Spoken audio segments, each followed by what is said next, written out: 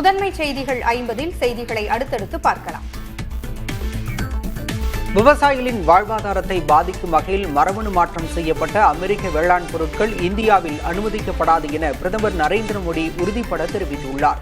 டெல்லியில் நடைபெற்ற எம்.எஸ். சுவாமிநாதன் நூற்றாண்டு சர்வதேச மாநாட்டில் உரையாற்றிய அவர் விவசாயிகளின் நலன்களில் சமரசத்துக்கே இடமில்லை என்றார். விவசாயிகள் நலனுக்காக எந்த விலையையும் கொடுக்க தயாராக இருப்பதாகவும் அவர் உறுதிபட தெரிவித்துள்ளார். தேர்தல் ஆணையம் பாரதிய ஜனதாவிற்கு ஆதரவாக வாக்குத்திருத்தில் ஈடுபட்டதாக சில தரவுகளை காங்கிரஸ் மூத்த தலைவரும் மக்களவை எதிர்க்கட்சித் தலைவருமான ராகுல் காந்தி முன்வைத்தார். அதன்படி மகாராஷ்டிராவில் 5 ஆண்டுகளில் இல்லாதவாறு 5 மாதங்களில் வாக்காளர்கள் சேர்க்கப்பட்டிருப்பதாக அவர் தெரிவித்தார். வாக்காளர் பட்டியலை பகிர தேர்தல் ஆணையம் ஏன் மறுக்கிறது என்று கேள்வி எழுப்பினார். ஒரே நபர் பல இடங்களில் வாக்களித்துள்ளார் என்பது உள்ளிட்ட சில தரவுகளையும் ராகுல் காந்தி முன்வைத்துள்ளார். திருப்பூர் உடுமலைப்பேட்டை எஸ்எஸ்ஐ கொலை வழக்கில் கைது செய்யப்பட்ட மணிகண்டன் என்கவுண்டரில் சுட்டுக் கொல்லப்பட்டார். ரோந்து சென்றபோது குடிமங்கலம் காவல் நிலைய எஸ்எஸ்ஐ சண்முகவேல் கொல்லப்பட்டார். அதில் தொடர்புடைய தந்தை மகனான மூர்த்தி, தங்கப்பாண்டி ஆகியோர் சரணடைந்தனர். தேடப்பட்டு வந்த மணிகண்டன் கைது செய்யப்பட்ட நிலையில் அவரை எஸ்எஸ்ஐ கொல்லப்பட்ட தோட்டத்திற்கு விசாரணைக்காக அழைத்துச் சென்றுள்ளனர். அப்போது மறைத்து வைத்திருந்த அரிவாளால் உதவி ஆய்வாளர் சரவணகுமாரை வெட்டிவிட்டு மணிகண்டன் தப்பி ஓட முயன்றதாக கூறப்படுகிறது. முன்னாள் முதல்வர் கருணாநிதியின் 7ஆம் ஆண்டு நினைவு நாளை ஒட்டி திமுக தலைவர் மு.க. ஸ்டாலின் தலைமையில் அமைதி பேரணி நடைபெற்றது. ஓமந்தூரார் வளாகத்தில் உள்ள கருணாநிதியின் சிலைக்கு மரியாதை செலுத்திய பிறகு அங்கிருந்து மெரினாவில் உள்ள நினைவிடத்திற்கு திமுகவினர் பேரணியாக சென்றனர். பேரணியின் நிறைவாக கருணாநிதியின் நினைவிடத்தில் மலர் வளையம் வைத்து முதல்வர் மரியாதை செலுத்தினார். சென்னையில் ஆபரண தங்கம் விலை வரலாறு காணாத அளவிற்கு ஏற்றம் கண்டுள்ளது. அதன்படி 22 காரட் ஆபரண தங்கம் கிராமிற்கு 20 ரூபாய் விலை உயர்ந்து 9,400 ரூபாய்க்கும், ஒரு சவரன் 160 ரூபாய் விலை அதிகரித்து 75,200 ரூபாய்க்கும் விற்பனை செய்யப்படுகிறது. உத்தரப்பிரதேசத்தில் கனமழை வெள்ளத்தால் பாதிக்கப்பட்ட மக்களிடம் அமைச்சர் ஒருவர் பேசிய கருத்துக்கள் சர்ச்சையாகியுள்ளன. பாஜக கூட்டணி கட்சியான நிஷாத் கட்சி தலைவரும் மீன்வளத்துறை அமைச்சருமான சஞ்சய் நிஷாத் வெள்ள பாதிப்புகளை பார்வையிடச் சென்றார். அப்போது பாதிக்கப்பட்ட பெண்களிடம் பேசிய அவர், கங்கை மாதா உங்கள் வீடு தேடி வந்து பாதங்களை சுத்தம் செய்திருப்பதாகவும் இது உங்களை நேரடியாக சொர்க்கத்திற்கு அழைத்துச் செல்லும் என்றும் கூறினார். இந்த வீடியோ சமூக வலைதளங்களில் வைரலாகி வருகிறது. கோவாவில் 15 ஆண்டுகள் பழமையான வாகனங்களை மீண்டும் பதிவு செய்ய வேண்டும் என அம்மாநில சட்டப்பேரவையில் தெரிவிக்கப்பட்டுள்ளது. கோவாவில் அரசு போக்குவரத்து பேருந்துகள் உட்பட 1,89,000 வாகனங்கள் 15 ஆண்டுகளை கடந்துவிட்டன. மேலும் 50,000 வாகனங்கள் 15 ஆண்டுகளை நெருங்குகின்றன. எனவே இந்த வாகனங்களை மீண்டும் பதிவு செய்ய வேண்டும் என அம்மாநில அமைச்சர் தெரிவித்துள்ளார். சென்னையில் தனியார் பேருந்து ஓட்டுநர் மீது வடமாநிலத்தைச் சேர்ந்த சிலர் தாக்குதல் நடத்திய காட்சிகள் வெளியாகியுள்ளன. பெரம்பூரில் வசித்து வரும் வடமாநிலத்தைச் சேர்ந்த சிலர் தனியார் பேருந்தில் ராமேஸ்வரத்திற்கு சுற்றுப்பயணம் சென்றுவிட்டு வீடு திரும்பினர். அப்போது பேருந்துக்கு பேசிய 1,10,000 ரூபாய்க்கு பதிலாக 1,00,000 ரூபாய் மட்டுமே கொடுத்ததாக கூறப்படுகிறது. 10,000 ரூபாயை தனியார் பேருந்து ஓட்டுநர் கேட்டபோது அவர்கள் வாக்குவாதம் செய்து ரகளையில் ஈடுபட்டதாக கூறப்படுகிறது. நெல்லையில் ஐடி ஊழியர் கவின் கொலை வழக்கில் கைது செய்யப்பட்டுள்ள சுர்ஜித்தும் அவரது தந்தையும் பலத்த பாதுகாப்புடன் நெல்லை மாவட்ட வன்கொடுமை தடுப்பு சிறப்பு நீதிமன்றத்தில் ஆஜர்படுத்தப்பட்டனர். விசாரணை ஆகஸ்ட் 11ஆம் தேதிக்கு ஒத்திவைக்கப்பட்டதால் இருவரும் மீண்டும் பாளையங்கோட்டை சிறையில் அடைக்கப்பட்டனர். தமிழக வெற்றிக் கழகத்தின் 2வது மாநில மாநாடு ஆகஸ்ட் 21ஆம் தேதி மதுரையில் நடைபெறவுள்ளது. முன்னதாக ஆகஸ்ட் 25இல் நடக்கவிருந்த மாநாடு விநாயகர் சதுர்த்தி காரணமாக முன்கூட்டியே நடத்தப்படுகிறது. மதுரை தூத்துக்குடி தேசிய நெடுஞ்சாலையில் 500 ஏக்கர் பரப்பளவில் பிரம்மாண்ட ஏற்பாடுகள் செய்யப்பட்டு வருகின்றன. உத்தராகண்ட் மாநிலம் சமோலி மாவட்டத்தில் உள்ள ஜோஷிமத் அருகே மலைச்சரிவு ஏற்பட்டதால் பத்ரிநாத் நெடுஞ்சாலை மூடப்பட்டது.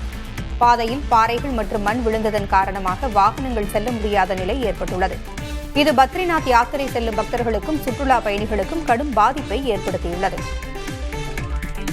உத்தராகண்ட் மாநிலம் உத்தரகாசியில் சிக்கி தவித்த 65 பேர் ஹெலிகாப்டர் மூலமாக மீட்கப்பட்டுள்ளனர். உத்தரகாசியில் நேரிட்ட மேக வெடிப்பு காரணமாக உருவான வெள்ளப்பெருக்கில் தராலி கிராமமே அடித்துச் செல்லப்பட்டது. பாதிக்கப்பட்ட பகுதியில் இடிபாடுகளுக்கு இடையே எத்தனை பேர் புதைந்துள்ளனர் என்பது குறித்து அதிகாரப்பூர்வ தகவல் வெளியாகவில்லை. பஞ்சாபில் நடைபெற்ற ரக்ஷாபந்தன் விழாவில் பங்கேற்ற பெண்கள் பிரதமரின் சிலைக்கு ராக்கி கட்டி மகிழ்ந்தனர். சகோதர பாசத்தை கொண்டாடும் பண்டிகையான ரக்ஷா பந்தன் வரும் 9ஆம் தேதி கொண்டாடப்படுகிறது. பண்டிகையை வரவேற்கும் விதமாக அமிர்தசரஸ் நகரில் விழா எடுக்கப்பட்டது. வீட்டில் கருகிய நிலையில் கட்டுக்கட்டாக பணம் கண்டுபிடிக்கப்பட்ட வழக்கு தொடர்பான உச்சநீதிமன்றம் அமைத்த குழு விசாரணையை நிராகரிக்க கோரி அலகாபாத் உயர்நீதிமன்ற நீதிபதி யஷ்வந்த் வர்மாவின் மனுவை உச்சநீதிமன்றம் தள்ளுபடி செய்தது. இதுகுறித்த வழக்கு விசாரணையில் கருத்து தெரிவித்த உச்சநீதிமன்ற நீதிபதிகள் தீபங்கர் தத்தா, ஏஜி மாசிகோ ஆகியோர் நீதிபதி வர்மாவின் நடத்தை நம்பிக்கையானதாக இல்லை என்றும், எனவே அவரது மனுவை அனுமதிக்க முடியாது என்றும் கூறினர். இந்திய பிரதமர் மோடி சீனாவிற்கு அடிபணியக்கூடாது என சுப்பிரமணியன் சுவாமி எச்சரிக்கை விடுத்துள்ளார். பிரதமர் நரேந்திர மோடி இம்மாத இறுதியில் சீனாவிற்கு பயணம் மேற்கொள்ளவிருக்கும் நிலையில் பாஜகவின் மூத்த தலைவர் சுப்பிரமணியன் சுவாமி எக்ஸ் தளத்தில் எச்சரிக்கை விடுத்துள்ளார். அருந்ததி ராயின் அசாதி, ஏஜி நூரானியின் தி காஷ்மீரி டிஸ்பியூட் உட்பட 25 நூல்களுக்கு ஜம்மு காஷ்மீரில் தடை விதிக்கப்பட்டுள்ளது. துணைநிலை ஆளுநரின் கட்டுப்பாட்டில் உள்ள உள்துறை இந்த தடையை விதித்துள்ளது. தடை செய்யப்பட்டுள்ள புத்தகங்கள் தவறான தகவல்களை பரப்புவதாகவும் பயங்கரவாதத்தை ஊக்குவிப்பதாகவும் உளவுத்துறை அறிக்கைகள் கூறுவதால் இந்த நடவடிக்கை எடுக்கப்பட்டுள்ளதாக கூறப்பட்டுள்ளது. கர்நாடக மாநிலத்தில் பாலத்தில் பயணித்துக் கொண்டிருந்த ரயில் பெட்டிகள் தனியாக பிரிந்த சம்பவம் பரபரப்பை ஏற்படுத்தியது.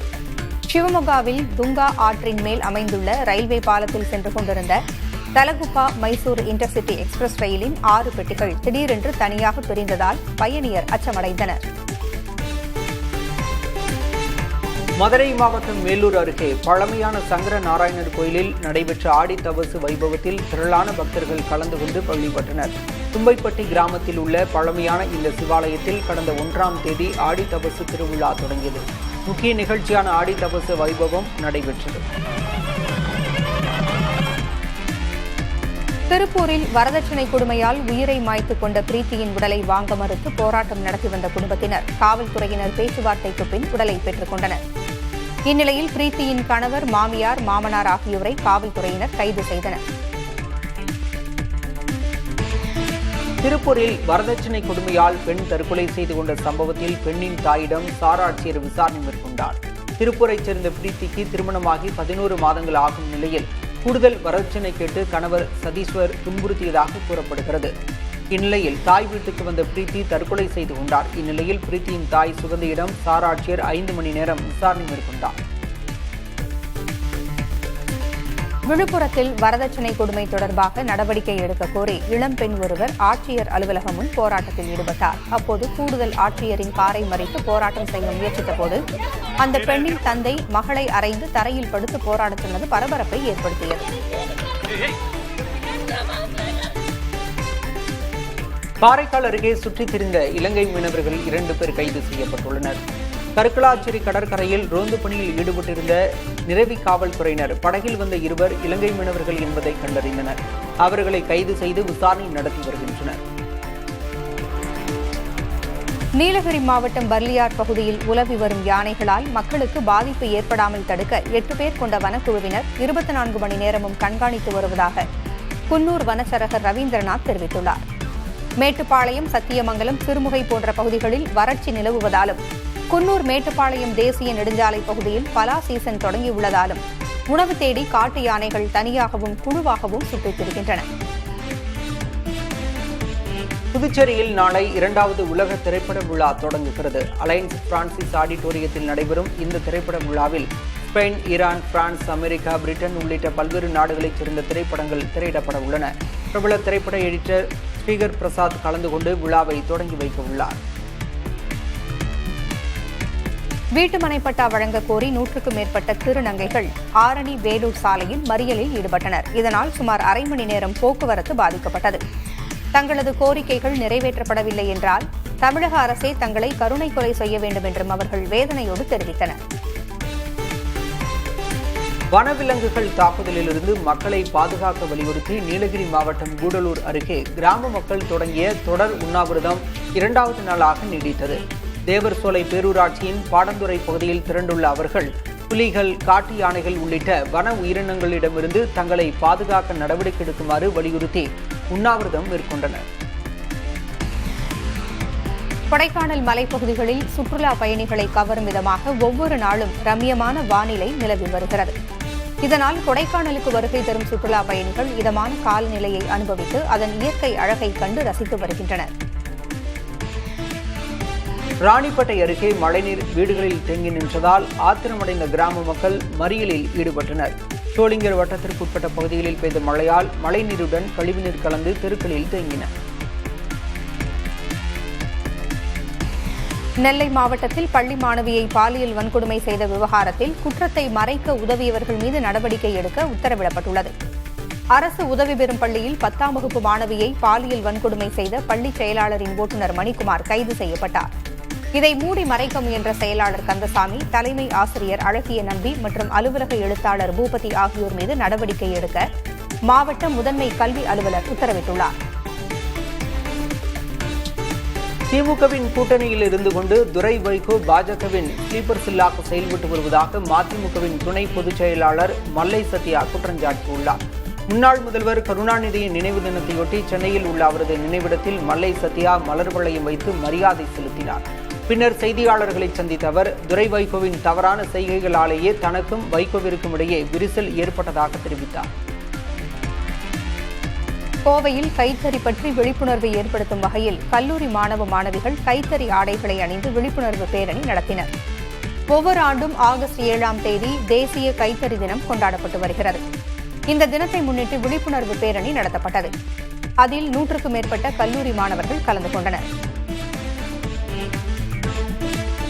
திருவண்ணாமலை அண்ணாமலையார் ஆலயத்தில் திரைப்பட இயக்குநர் லோகேஷ் கனகராஜ் சாமி தரிசனம் செய்தார். அதிகாலை அண்ணாமலையார் ஆலயத்தில் திரைப்பட இயக்குநர்கள் லோகேஷ் கனகராஜ், என் ராகவன், நடன இயக்குநர் பாபா பாஸ்கர், ஒளிப்பதிவாளர் ஞானம் சுப்பிரமணியன் உள்ளிட்டோர் சாமி தரிசனம் செய்வதற்காக ஒரே நேரத்தில் வருகை தந்தனர். அப்போது அவர்களை சூழ்ந்து கொண்ட ரசிகர்கள் புகைப்படம் மற்றும் செல்ஃபி எடுத்து மகிழ்ந்தனர்.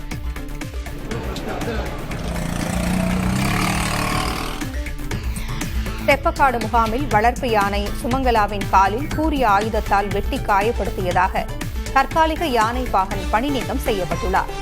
விசாரணையில் தற்காலிக யானை பாகனான விக்ரம் யானையை தாக்கியதை ஒப்புக்கொண்டதால் பணி நீக்கம் செய்யப்பட்டார். தஞ்சை மாவட்டம் திருவிடைமருதூர் அருகே விஷம் குடித்து தற்கொலைக்கு முயன்ற திமுக விவசாய அணி செயலாளருக்கு மருத்துவமனையில் சிகிச்சை அளிக்கப்பட்டு வருகிறது. நில ஆக்கிரமிப்பு தொடர்பான விசாரணையின் போது செல்போனில் வீடியோ எடுத்த திமுக விவசாய அணி செயலாளர் கலியமூர்த்தியை கிராம மக்கள் முன்னிலையில் டிஎஸ்பி ராஜு கன்னத்தில் அறைந்ததாக கூறப்படுகிறது. இந்த அவமானம் தாங்க முடியாமல் கலியமூர்த்தி தற்கொலைக்கு முயன்றதாக அவரது குடும்பத்தினர் குற்றம் சாட்டியுள்ளனர். தேனி மாவட்டம் மேகமலை அருவியில் தண்ணீர் வரத்து சீரானதால் சுற்றுலா பயணிகள் அருவியில் குளிப்பதற்கு அனுமதிக்கப்பட்டுள்ளனர். வெள்ளப்பெருக்கு காரணமாக 2 நாட்களாக மேகமலை அருவியில் குளிப்பதற்கு வனத்துறை தடை விதித்திருந்தது. தற்போது தண்ணீர் வரத்து சீரானதால் குளிப்பதற்கு அனுமதித்துள்ளனர். கும்பகோணம் அருகே உத்தமதானி கிராமத்தில் உள்ள அரசு நேரடி நெல் கொள்முதல் நிலையத்தில் கொள்முதல் செய்யப்படாமல் சுமார் 20,000 நெல் மூட்டைகள் தேங்கி கிடக்கின்றன. கடந்த 2 நாட்களாக பெய்து வரும் மழையால் இந்த நெல் மூட்டைகள் நனைந்து முளைக்க தொடங்கியுள்ளன. இதனால் விவசாயிகள் பெரும் வேதனை அடைந்துள்ளனர். மின் வாரியத்தில் வேலை வாங்கி தருவதாக கூறி 18 லட்சம் ரூபாய் பெற்று மோசடி செய்ததாக சென்னையில் ஒருவர் கைது செய்யப்பட்டார். சென்னை அயனாவரத்தில் வசித்து வரும் கோபிநாத் என்பவருக்கு வேலை வாங்கி தருவதாக கூறி பண மோசடி செய்ததாக சந்திரசேகர் என்பவரை காவல்துறையினர் கைது செய்தனர். மேலும் பலரிடம் மோசடி நடைபெற்றுள்ளதாக கூறப்படும் நிலையில் விசாரணை மேற்கொள்ளப்பட்டு வருகிறது. தருமபுரி மாவட்டம் அரூர் அருகே மலை கிராமத்தில் துப்பாக்கி தயாரித்து விற்பனை செய்தவர் கைது செய்யப்பட்டார். சில்லிங் மலை கிராமத்தில் விஜயகுமார் என்பவர் நாட்டு துப்பாக்கிகளை தயாரித்து விற்பனை செய்ததாக கிடைத்த ரகசிய தகவலின் அடிப்படையில் கோவை தீவிரவாத தடுப்பு பிரிவு காவல்துறையினர் அவரது வீட்டில் சோதனை மேற்கொண்டனர். அதில் 2 நாட்டு துப்பாக்கிகள் மற்றும் உதிரிப்பாகங்கள் பறிமுதல் செய்யப்பட்டன. தென்காசி மாவட்டம் புளியங்குடிக்கு அருகே கரடி கடித்ததில் 3 பேர் படுகாயமடைந்தனர். அவர்கள் மருத்துவமனையில் சிகிச்சை பெற்று வருகின்றனர். வனவிலங்குகள் விளைநிலங்களுக்குள் நுழையாமல் தடுக்க உரிய நடவடிக்கை எடுக்க வேண்டும் என்று வலியுறுத்தி பொதுமக்கள் கொல்லம் திருமங்கலம் தேசிய நெடுஞ்சாலையில் மறியலில் ஈடுபட்டனர். இதனால் அப்பகுதியில் சிறிது நேரம் போக்குவரத்து பாதிக்கப்பட்டது. தேனி மாவட்டத்தில் மேற்கு தொடர்ச்சி மலைப்பகுதிகளிலும் மலையடிவார பகுதிகளிலும் பலத்த காற்றுடன் கூடிய மழை பெய்தது. நடந்து செல்லும் மக்களை கீழே தள்ளிவிடும் அளவுக்கு காற்றின் வேகம் அதிகமாக இருந்தது. மலைப்பகுதிகளுக்கு செல்லும் மக்கள் எச்சரிக்கையாக இருக்க வேண்டும் என வனத்துறையினர் அறிவுறுத்தியுள்ளனர். கரூர் மாநகராட்சிக்கு உட்பட்ட முத்துலாடம் பகுதியில் தீண்டாமை சுவரை அகற்ற வேண்டும் என பட்டியல் இன மக்கள் கோரிக்கை விடுத்துள்ளனர். தீண்டாமை சுவரை அகற்ற வலியுறுத்தி மாவட்ட ஆட்சியரின் தலைமையில் 2 முறை அமைதி பேச்சுவார்த்தை நடத்தியும் எந்த நடவடிக்கையும் எடுக்கவில்லை என்று குற்றம் சாட்டுகின்றனர். தொடர் மழையின் காரணமாக திருப்பத்தூர் மாவட்டம் வாணியம்பாடி அரசு மருத்துவமனை வளாகத்தில் மழைநீருடன் கழிவு நீரும் தேங்கி நிற்பதால் நோயாளிகளும் பொதுமக்களும் கடும் சிரமத்திற்கு ஆளாகியுள்ளனர். வடிகால் வாய்க்கால்கள் ஆக்கிரமிக்கப்பட்டதே இதற்கு காரணம் என மக்கள் குற்றம் சாட்டுகின்றனர். காசா மீதான இஸ்ரேலின் தாக்குதல் தொடர்ந்து வரும் நிலையில் ஐநா பாதுகாப்பு கவுன்சில் கூட்டத்தில் இஸ்ரேலுக்கும் பிற உறுப்பினர்களுக்கும் இடையே கடுமையான வாக்குவாதம் நடைபெற்றது. இதனிடையே புதன்கிழமை அன்று காசா மீது இஸ்ரேல் நடத்திய தாக்குதலில் உணவு வாங்க வரிசையில் காத்திருந்த 36 பேர் உயிரிழந்தனர். காசா மீதான இஸ்ரேலின் தொடர் தாக்குதலில் இதுவரை 60,336 பாலஸ்தீனியர்கள் உயிரிழந்தனர். அயர்லாந்து நாட்டில் 6 வயது இந்திய வம்சாவளி சிறுமி மீது இனவெறி தாக்குதல் நடத்தப்பட்ட சம்பவம் அதிர்ச்சியை ஏற்படுத்தியுள்ளது. அயர்லாந்தின் வாட்டர்ஃபோர்டில் வசித்து வரும் 6 வயது சிறுமி தனது வீட்டு வாசலில் விளையாடிக் கொண்டிருந்த போது 8 வயது சிறுமி மற்றும் 12 முதல் 14 வயதிற்குட்பட்ட சில சிறுவர்கள் அவரை தாக்கியுள்ளனர். மியான்மர் அதிபர் மின் ஸ்வே உடல்நலக்குறைவு காரணமாக தமது 74வது வயதில் மறைந்தார். மியான்மர் தலைநகரில் உள்ள மருத்துவமனையில் அனுமதிக்கப்பட்டிருந்த அவர் சிகிச்சை பலனின்றி உயிரிழந்தார். நரம்பியல் தொடர்பான நோயால் அவர் பாதிக்கப்பட்டிருப்பதாக மருத்துவமனை அறிக்கையில் தெரிவிக்கப்பட்டுள்ளது. அமெரிக்காவின் ஜார்ஜியாவில் உள்ள ராணுவ படைத்தளத்தில் நடத்தப்பட்ட துப்பாக்கிச் சூட்டில் 5 ராணுவ வீரர்கள் காயமடைந்தனர். துப்பாக்கிச் சூடு நடத்திய ராணுவ சர்ஜன் கார்னெலியஸ் ராட்ஃபோர்ட் அங்கிருந்த சக வீரர்களால் மடக்கி பிடித்து கைது செய்யப்பட்டார்.